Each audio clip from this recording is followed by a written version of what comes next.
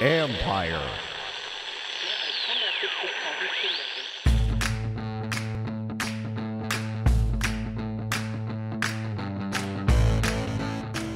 Hello and welcome to my podcast, another Ron Rivera edition, but there's much more.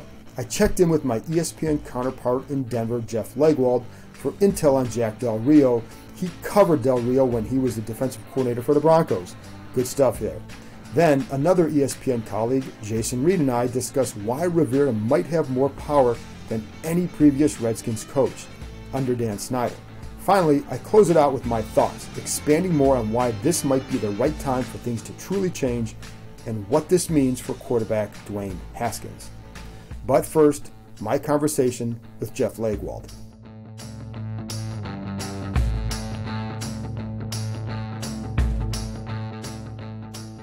Now I'm joined by ESPN's Jeff Legwold. And I wanted to talk to Jeff because he was there in Denver when Jack Del Rio was a defensive coordinator. So Jeff, first, thanks for coming on. What do you recall about Del Rio's tenure as a DC in Denver?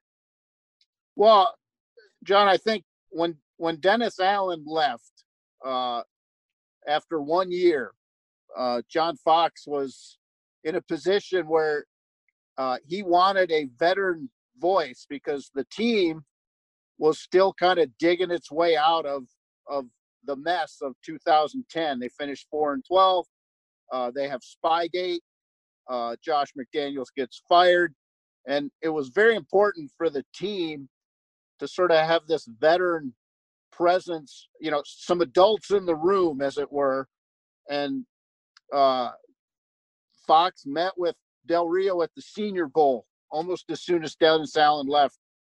And they came to an agreement really quickly, and Jack had a good run here. He even did, he's the interim head coach when one season when Fox had heart trouble and missed a few games. Del Rio coached what was a playoff team with Peyton Manning at quarterback. Right. So he earned an awful lot of good marks from people in the organization here, just about how he approached things, how he ran the team. Because, I was a team with aspirations. They were not, that was not an easy thing to do. And it was really seamless. And the players liked playing for him. He was very honest with them. I can recall vividly, Bradley Roby was a rookie at the time, but Del Rio essentially told Roby, you're not good enough to play right now. And I'm not putting you on the field until you are. And Roby has always said it was an important part of his sort of indoctrination to the NFL, and that, Del Rio didn't yell at him. He didn't treat him with disrespect. He just looked him in the eye. And Roby always said, he was right. And eventually Bradley Roby was just one of many players who had a good run here, but they liked playing for him. I think at times they had hoped he would be a little more aggressive, but I think people got to remember what team that was. That's a Von Miller team, Aqib Talib at corner, Chris Harris at corner. I mean, that was a veteran defense that wanted to play up tempo. And at the time, I think Jack was kind of protecting a defensive line that may not have been ready for that. But people liked him a lot here, and he had a good run. And with I was going to ask you about the style of defense and just how what his approach was from that standpoint, because I know they're going to play a 4-3 here for the first time in a decade. And if I'm right, he runs more of a two-gap system. So how would you describe his style as a coordinator? I think you're right. I mean, I think he will initially look at a two-gap look, but a lot of that's going to depend on the interior of the defensive line.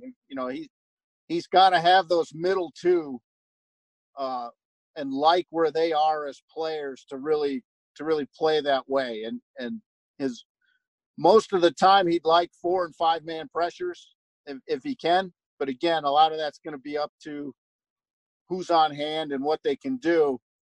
But he's very good at sort of, he's been around a long time. He understands offenses. And I think at least schematically, I think Jack is a little more open to variety than people think.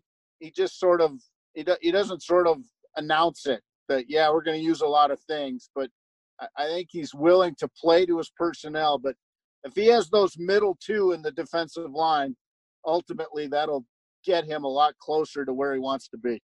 And they have the guys here is Deron Payne, Jonathan Allen, Matt, Exactly. And he loves those kind of guys. He loves those kind of guys.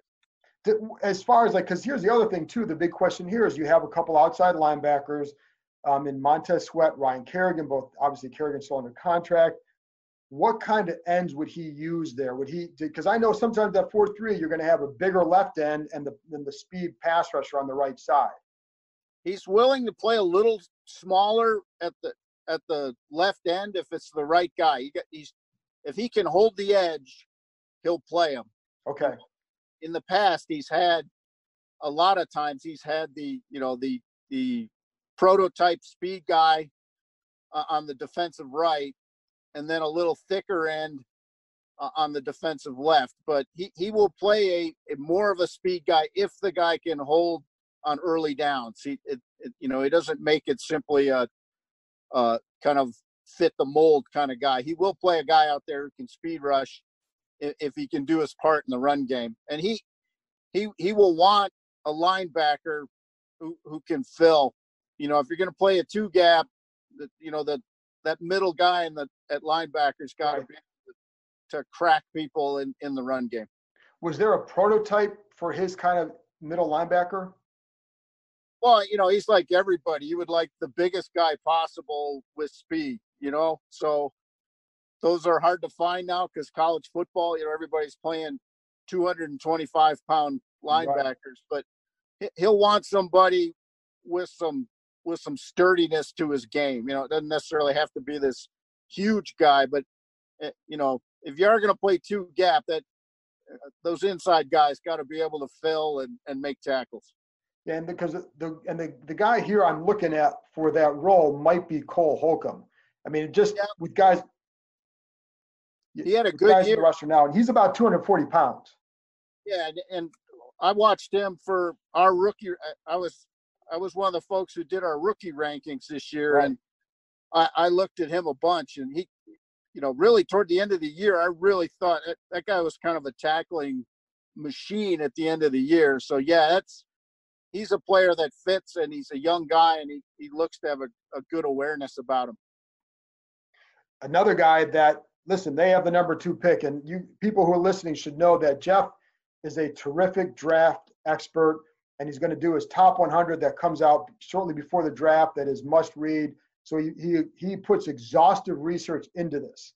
So Chase Young, I mean, do you think there's any way now with Del Rio and Rivera in charge that they somehow don't take Chase Young at number 2?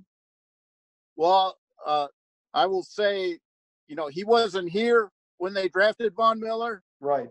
But he certainly benefited from Von Miller, and Von Miller was the number 2 pick of the 2011 draft, right after Cam Newton. So I think he understands what an edge rusher can mean, especially an elite one. And Chase Young is an elite rusher. Now, I don't think he had sort of the Gumby traits that I saw in Miller coming out, but he's a different kind of player. He really is explosive. And I think, honestly, if he can somehow improve his handwork, and get it to the level of a Nick Bosa, right, say early on, he will have a spectacular, rookie year and a really, really, really good career. But I'm not finished with everybody yet. Right. We're talking early January here. Yeah. He's unbelievable. There's so much to work with there, and I think even at times Ohio State didn't really use him to the fullest of his capabilities. So I think Jack and Ron would certainly know what to do with a player like that. It'd be hard to pass on that guy. Now, some of your more hardcore analytics folks will tell you ultimately coverage is a bigger factor in defensive play than pass rush. Right. But I think in terms of specific downs and impact and potential turnovers, I think pass rush is still one of the foundation positions in the league. And I still think that even in these offensive times, the teams that take care not to ignore defense and to really be strong on that side of the ball and not tip your salary cap too far to the offense, I think ultimately are better over the long haul. And I agree with that. And that's the interesting part. And we're going to get into draft stuff later, but they could trade down a couple spots and still get, if they wanted, Jeffrey Okudah, a top corner from Ohio State. But I do agree with you on Chase Young at Ohio State sometimes, because like he would create some problems when he would rush inside. They just didn't rush him inside, and not just for him, but for others. They didn't do it enough in my liking. But and we saw with Von Miller, they used him all over the place, right? Yeah, and actually when Von came, it was even a far more traditional outside linebacker role. You know, he would drop into coverage at times, but Jack was, Von had a good rookie year, but Jack really kind of turned him loose in terms of, putting him in positions on specific plays where he could just impact everything that happened. So I think Jack was an important part of Von's development. And I've known Jack for a little while, and he really wanted to get back in it. And I think the fact that Ron has given them, this opportunity, I think they'll get the best of Del Rio in this. But again, the challenge for guys like Jack and Wade Phillips and a lot of other guys is they know what they're doing. They know the game. They know personnel. They know a lot. They know a ton. But it's a different NFL these days than sometimes when they've been at their best. So their challenge is to adapt some. And that, Jack even, he wasn't out that long, but he's still facing a different kind of offensive football being played right now. And ultimately that will be his challenge. But I think he's been pretty good at adapting over the years, especially when he's just had to worry about the defense and not be the head coach. It's funny because you're right. It's only been a few years for him, but in that time, like the jet action, people have used that before, but it's become so dominant. The RPO is a lot more. So there's just a lot more things to worry about. But I also wonder too, like he went to speak at that he's part of a panel, the MIT Sloan Analytics Conference years ago. Is that something, did you ever talk to him about analytics? Is that something that was ever, I don't think he was there to talk about analytics, but he was part of a panel. But is that something you ever talked to him about? Was that ever a part of how he viewed things or what he used to gain knowledge? I always felt like he was far more willing. He has a reputation for sort of being stodgy and just kind of, I guess, iron-willed kind of a thing, maybe a bit stubborn, but, some of that is his playing career manifesting itself in how he sort of has been a coach. But I think he has been open to analytics and sort of understanding that if you're going to defend offenses the way you would have in 1999, you're asking for trouble. Right. I mean, if you're going to defend offenses the way you did in 2010, you're asking for trouble. So I think he understands that. And to me, that's the biggest step of all for coaches is to, they're always talking about players getting out of their comfort zone. But if you have a coach that won't get out of his comfort zone, you're not going to have a coach who's going to ultimately be able to succeed. I think, here, I think that is one of Vic Fangio's strengths in Denver. Right. Is he's a 61-year-old head coach who's been a defensive coordinator in the league for 3 decades, yet he may be the most sort of willing to adapt of almost any defensive coach I've ever been around. Wow. So it's a powerful thing to sort of for me I think it's a powerful thing for coaches to say, I believe in these things, but I have to adjust for what I'm seeing. And I think Jack will do that. And I think being out of the league a bit gives you a little more of that 10,000 foot view. You're not so, you don't have the blinders on so much. You've been able to look at other people and how they do things because you're not just prepping for the next game. And I agree with that. And I think in any sport at any level that I've covered, it's the guys who are willing to adapt seem to have, you may have a couple of valleys, but you're going to have a lot more peaks along the way. Last thing is, since as you talked about the rookie picks and studying that all year and the rookie rankings, how did you view Dwayne Haskins at the end of the year? I thought he was much better at the end of the year. I think, and this is just, I didn't see every snap, but I looked at a bunch, and, I had Haskins as the top quarterback on the board in April. I really like his game, and I think it's been undervalued as people approach the draft. And it's interesting because one of the big not complaints, but one of the draft is a negative process, and I think people forget that sometimes. I tell the players all the time, you're never better than you are on draft day, but you're never worse than you were the day before the draft. and it's a negative process, so you have to sort of understand that. But one of the sort of complaints about Haskins was that he had played in a clean pocket all year, so nobody knew how he would do under duress. Right. That's not the player's fault. He played for a good team. Right. But I really liked his game. I liked how he scanned the field. I saw a guy who worked progressions, short, intermediate, deep. I thought he had a good understanding of those things. And to me, that's what really will get a quarterback to develop fast. And I think, in the snaps I saw, there was a big difference to me. And when he first got in, than he was at the end of the year, because he does throw with anticipation, and I believe he has he can process what he's seeing, and ultimately that's what moves you along as a young quarterback. It's these spread guys who can't process, or they can't work progressions, or they don't throw with anticipation because they want to see the guy's numbers before they let the ball go.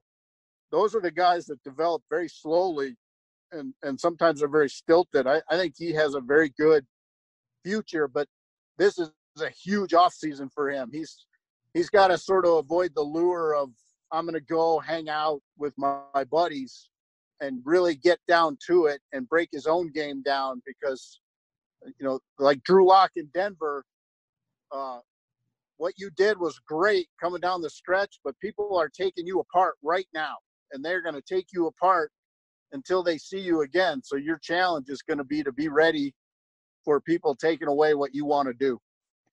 And Jeff, I apologize because I lied. I do have one more question for you.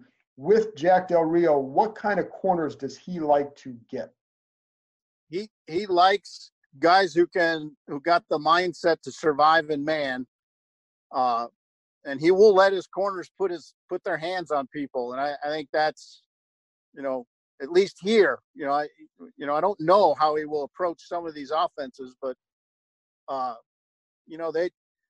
they played zone at times and everything, but he wanted physical guys who were willing to get in there and scrap a little bit. And I think that's ultimately what he likes, because he liked having Roby, and Roby got a lot better here with him. And, Chris Harris became a Pro Bowl player while Jack was here. So, but those guys are very sort of strong mentally. They're forceful players, and that's what he wants. You're going to make mistakes, but what happens on the next play? So he's going to be looking for sort of those edgy, confident guys who are willing to line up after a mistake and get after it. Awesome, Jeff. Listen, fantastic insight as always. I appreciate you coming on, and I know people are going to will have enjoyed listening to this. So thanks a lot, Jeff. Anytime, John. You're the man. All right, Leggy. After this break, Jason Reid and I will be back to talk about why this is a good time for a new coach to have all sorts of power under Dan Snyder. We also reference a story we recently combined on detailing the culture at Redskins Park. It's no wonder they wanted and needed change.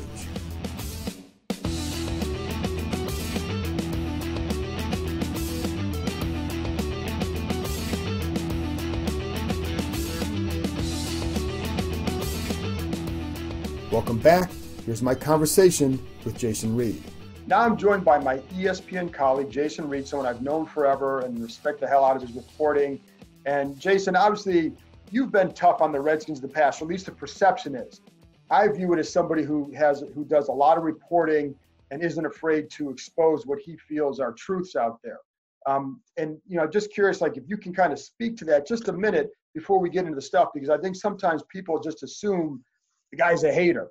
Well, you're not set out to like or hate anybody. You're set out to report. So why don't you just kind of address some of that for 1 minute before we move forward? Yeah, absolutely, John. I get that fans often don't like what they perceive to be negative stories. And I get that fans don't like it when they think that reporters are quote unquote out to get them. But I don't hate the Redskins at all. As a matter of fact, over the years, I've had several good friends who work there. I look at it just based on what my reporting tells me about what's going on. And, I would say that a lot of stories I've written over the years have turned out to, be accurate in terms of situations that were occurring with players and, that type of thing. So, no, I don't hate the Redskins at all. I get why fans don't like to see negative stories. But, no, I try to base everything on the reporting. And the reality of it is, this has not been a successful organization. I don't know Correct. how you can say it any other way. So moving forward now, how do you view these latest moves by Dan Snyder? Well, Cakes, here's the thing. I don't think Snyder had a choice. There have been times in the past where the fans have been angry, obviously, but this felt different. You and I just reported a very long piece about where things kind of stood before we hired Rivera. And, I think both of us, from reporting and talking to each other as we were doing the reporting, we came away from that with, hey, this feels different, that there is a level of anger here that he's got to do something. And obviously, he ousted longtime team president and general manager Bruce Allen. He brought in Ron Rivera, a guy who's about discipline, a two-time AP Coach of the Year. So I do think that what he has done, I get why he did it. Now we just have to see whether it's going to work. Do you think is there something different about this? Do you feel like there's something different about this time? Because part of me thinks that maybe Rivera taking over. If you're a Redskins fan, you want to hope that he's taking over at the right time, where Snyder realizes that not just change, but a major philosophical change had to take place. Yeah, Cakes, I totally agree with you. And it's interesting. I tweeted this out the other day that Joe Gibbs, Daniel Snyder reveres Joe Gibbs, and Joe Gibbs wielded an enormous amount of power in 2.0 when he came back to the team. Right. Mike Shanahan, up until the end, Mike Shanahan had an amazing amount of power until the end. But I do believe that Ron Rivera will be the most powerful coach in the history of the Dan Snyder era for this reason. I think Dan finally realizes that if this is not rock bottom, he can't go beyond this. Right. And so I truly believe that Rivera has been empowered not just to be the face of the football operation and as they were saying yesterday at the press conference, the one voice in the building. Rivera has a mandate to change the culture. And remember, even when Joe Jackson Gibbs was here for the second time, even when Shanahan was here, it was never about the fact that the culture had to be changed. It was that, we want to win games and we've got to make some changes to things. But they're all talking now, including Snyder, about the culture. So I think fans on Twitter were pushing back when I said, hey, this is different. I mean, it's different in part because the Redskins have never had a coach of color in the modern era. Right. But who's not an interim coach? But it's bigger than that. This is about Ron Rivera will have the longest leash, however you want to phrase it, to impose his will I do believe that he's the most powerful coach in the history of the Dan Snyder era. And I think, when you said that, and I hadn't looked at it from that standpoint only because Gibbs had so much, but I do, the part where I agree with that is that it's the nexus of where Snyder's at in his ownership. And Exactly. And here's the other thing, Jason, like depending on who becomes, at this point, we don't know who the next director of football operations, who the GM is. But Dan's always had a confidant high up in that organization, and he's taking that away. And that's where I feel like this time, will it be different? Maybe if there's no one there that he can go out to dinner and just try to funnel his desires through them. That makes it different as well. And Cakes, let me piggyback on that because I totally agree with you on that. See, and I've really been sitting back and looking at this situation. I mean, ever since we did that, the piece that we did, seems like a decade ago now. But I've just really been thinking about the fact that, okay, what is different now than has ever existed? Well, in Gibbs 2.0 and even in Shanahan, the media and fans were talking about the mistakes, the fact that they didn't have a winning culture, but they weren't talking about it. They kept maintaining, oh no, and I say they meaning Allen, who was the public face of it. They kept maintaining, oh no, there's nothing wrong with our culture.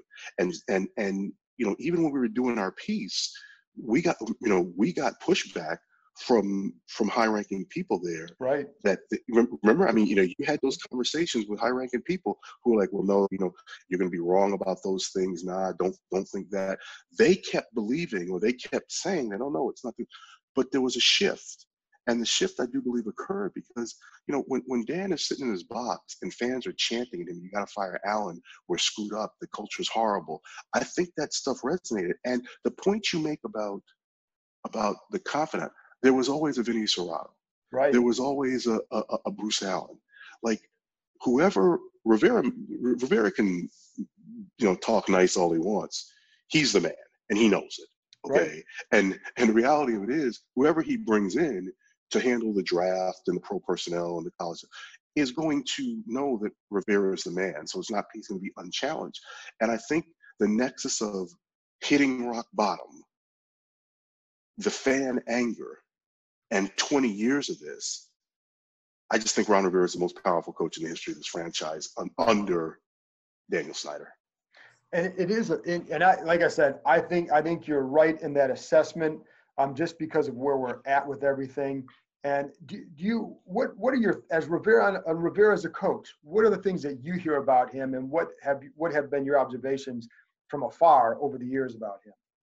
Well, we know he's a defensive guy. We know he was a defensive coordinator previously. He was a linebacker with the Chicago Bears. He's a disciplined guy. Now, you hear players talk about him, and they love him.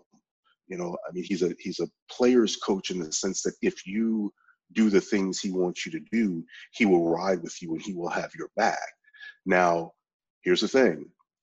There's going to be some growing pains here because there are a lot of people in that locker room who have not had to deal with this type of coaching philosophy in terms of this guy's a hard-edged guy in terms of he wants what he wants and you're going to follow it that way. I mean, there's not going to be guys on their cell phones in meetings anymore.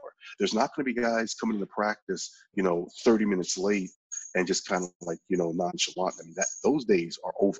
So in terms of who he is, like his philosophy about discipline and the fact that he is going to want to get this thing going quickly. I mean, I bought what he said yesterday at the presser that he's not trying to do this 4-year rebuild. And if you're not trying to do a 4-year rebuild, you're going to be getting rid of a lot of people. And that's it's funny because I addressed some of this. I have, after this conversation, I'm going to have a few of my own thoughts. That's one of the things I addressed. The other one is Dwayne Haskins, and I'm curious. Like I said, I have my own thoughts that I'll share later. But what are your thoughts on what this means for Dwayne Haskins? Well, this can be a blessing for Dwayne Haskins if Dwayne Haskins looks at it that way. And by that, what I mean is, look, I'm gonna just say this here because it's stuff you and I have talked about, and I'm just gonna put it out there. Right. Dwayne Haskins, the reality of it is, you talk to people in the building, and he was not working as hard as he should have early on. just point blank. Okay, there was a feeling of entitlement. There was a feeling that well, he knows the owner and he's a first round draft pick, and a lot of people got down on him. And the other thing that was frustrating for people is he doesn't breathe. He doesn't consume it. He doesn't eat, sleep, and breathe wanting to be a great quarterback. And we heard that from former players. We heard that from coaches. Now, he did improve as the year went along. After Jay got fired, he did improve. Yep. But here's the thing. Here's the thing. We had that picture of him slouched on the bench during that game when O'Connell and Keenum, I believe, were going over plays in that game. They were getting blown out. Right. We have him taking a selfie with a fan when he's supposed to be on the field in a victory formation. We have him talking to offensive linemen and basically like he's a veteran leader who's proven himself, and he's telling them, what can I do to help you? Well, you haven't done what you need to do to help yourself yet. And then he doesn't show up for Rivera's opening presser. Now, a lot of fans will look at this and say, well, you're nitpicking. Why is that so important? I would have loved for him to have been there yesterday. And I guess he was on vacation. They're saying I think he's on vacation, in fairness to him. Okay, but here's my thing. I would have loved for him to have been there. And I would have loved for him to have said, you know what? We're probably going to hire a head coach pretty quickly here. Let me delay my vacation to make a statement. Okay, that's what I would have loved. All right. And I just remember, and I know fans are going to listen to this and think that this is, you're being a jerk. It's not a big deal. I'll never forget Jake Plummer when he was with Shanahan in Denver. And he didn't show up for some off-season stuff. And it incensed Shanahan. And I remember when, Shanahan came to the Redskins and I was talking about, he's like, because that's the one guy who has to be here. He has to show me that other than his family, like, there is nothing more important to him than being great. Right. And I just think that with everything that we saw from Haskins last year, it would have made a really great statement if he had delayed his vacation and stayed here and showed up at that press conference. Now, what I don't know is, did he have a conversation with Rivera before he left? Right. Did Rivera say, hey, go on vacation and we'll set up a time when you come back? But I'm just saying, knowing what the great ones do, it would have been impressive, especially coming off the season he's coming off and the questions that are out there about him.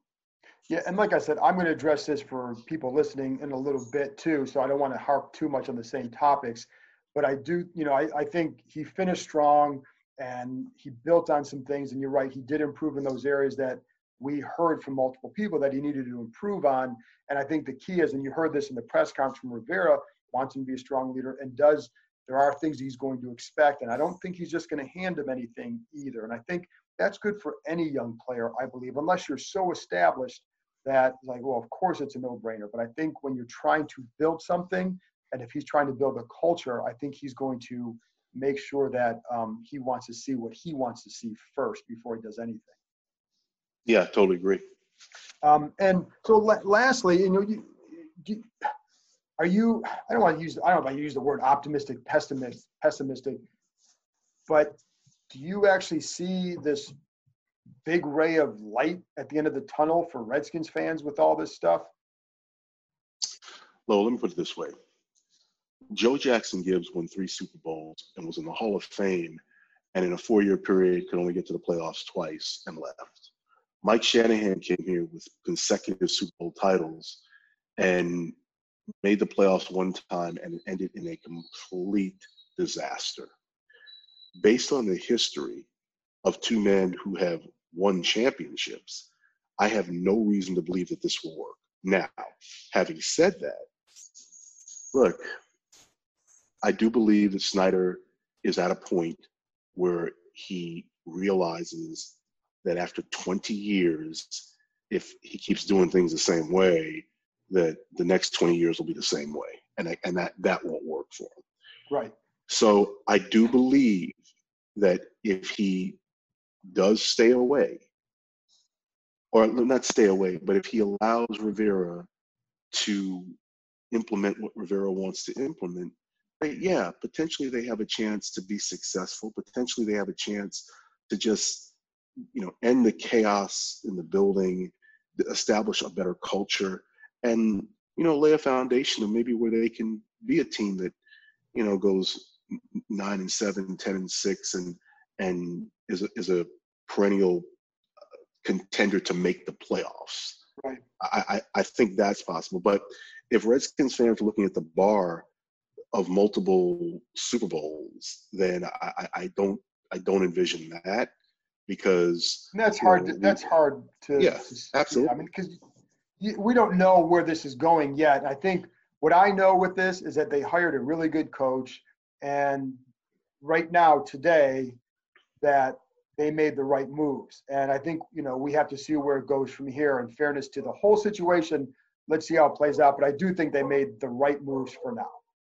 Oh, and I do not disagree with that. I look, Ron Rivera is a good football coach. There is no doubt about that. And they have a guy who has won, who's gotten to a Super Bowl. So yeah, I'm with you on that. Hey, this was with the available information and where things stand, this was a good hire. And I'm going to end it there because my dog is barking in the background. I think he's excited about all these moves too. So, Jason, I appreciate you joining me as always. Jason also had an interesting piece in the Undefeated about what the Rivera hire means from a minority perspective. And then Jason and I collaborated on the whole culture story that he's referenced a couple times, that it certainly painted a picture of what it had been like for a long time out there. And I'll be curious to see if in a couple years there will be a different narrative. Jason, thank you for coming on. Anytime, buddy. Happy New Year. You too. After this break, I'll share my thoughts on a number of topics, including what this means for quarterback Dwayne Haskins.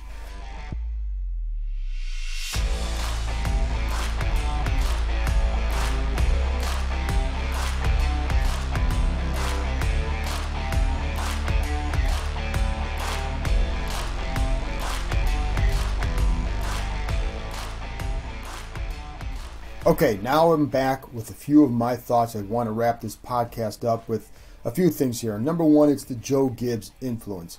Yes, he played a key role in helping Rivera get to Washington. It's funny because he truly did this behind the scenes. I had called someone who works closely with Gibbs after Rivera was hired to find out what he knew of Gibbs' possible influence.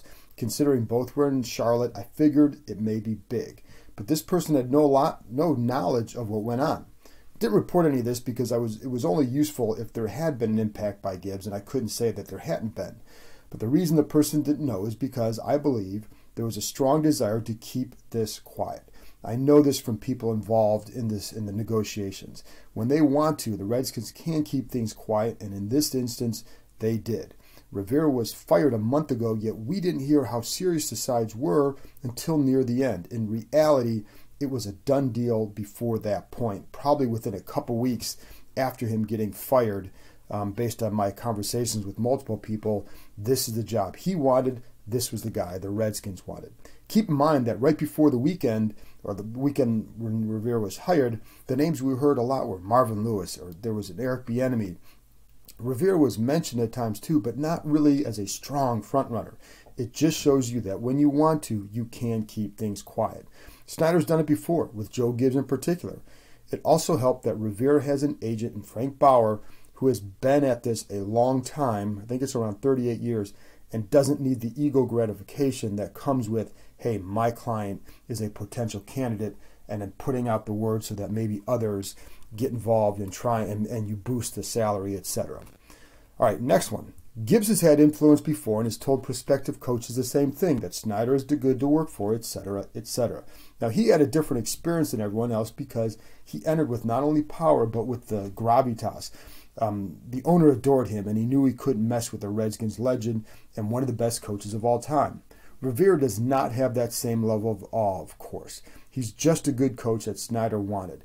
I bet that Snyder didn't pay much attention to him before this point, and that's okay. There wasn't much need. But it's why Gibbs' experience was different than others. But this is what Rivera should learn from Gibbs, and this is what he was told by Gibbs, how you have to manage Snyder. Marty Schottenheimer was a terrific coach. He did not want to keep Snyder in the loop. angered and annoyed the owner as well as some of his partners. Rivera is well aware that he must do this. I don't blame Snyder for wanting to be in the loop. It's his damn team. He should be in the loop. Jack Ken Cook was in the loop. He just didn't interject his desires for certain players regardless of fit. But the other difference here for Rivera is that Snyder has been beaten up for a long time now after 2 decades of mostly losing and after a couple seasons of bitter fans and empty stadiums. You can damn well be certain that he heard those sell the team chants. He heard the stuff that was yelled at him from into the owner's box from fans that were near there. He heard it all. And that's where Rivera gets his power. What you have to hope is that he's coming here at the right time. I guarantee that there are a legion of ex-Redskins coaches who doubt his ability to let the football side make their decisions. I think we need to see who becomes a GM before we really know how this will all work. I've heard a few names, including one ex-Redskins front office member, Morocco Brown, but it's not even certain that he's been contacted yet. I just keep hearing that there's interest there, but I don't know to what degree. There are other names too, just like there were others for the head coach or defensive coordinator job that didn't come close to materializing. So I'm going to hold off on going through a lot of that right now because I think there's still a lot of uncertainty, and sometimes people just throw things out there.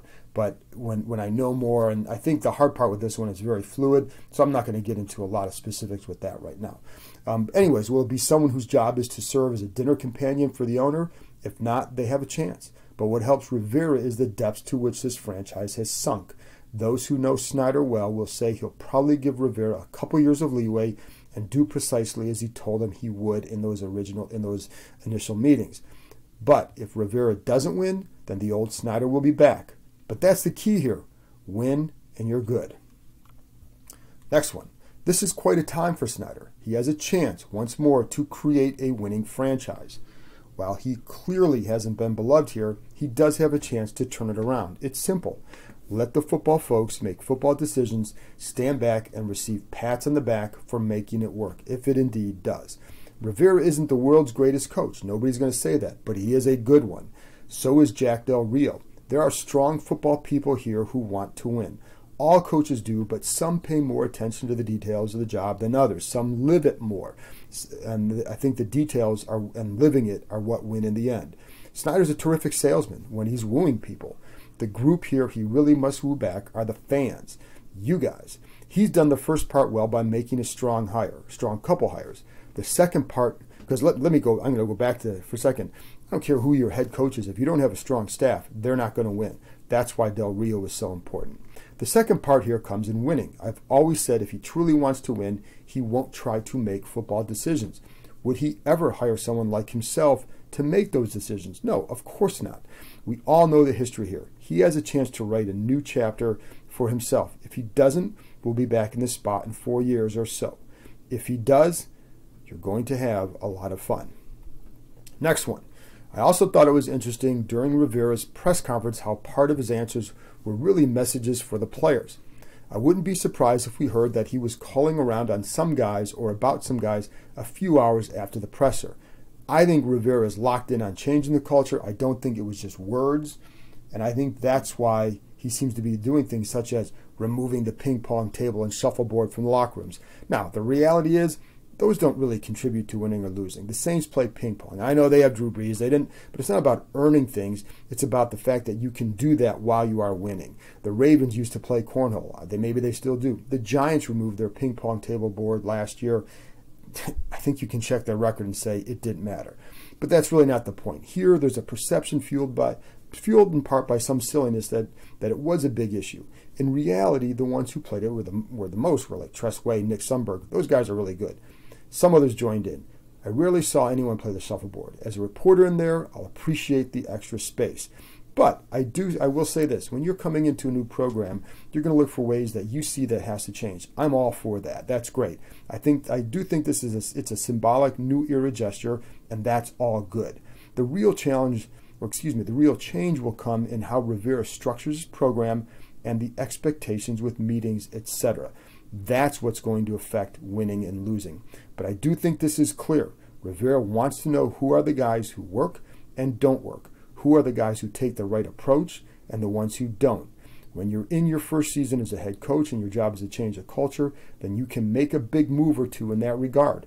That means getting guys who take things seriously, their preparation, their approach to getting to treatment, etc. It also means maybe getting rid of some guys, even if they're talented, who don't do that. It doesn't mean everything will be ultra serious all the time, but it does mean there is a right approach to take and a wrong one. Rivera made that clear, and those who were there need to pay attention. If you want to set a tone, or anybody watching it, if you want to set a tone, you let the entire locker room know it right away.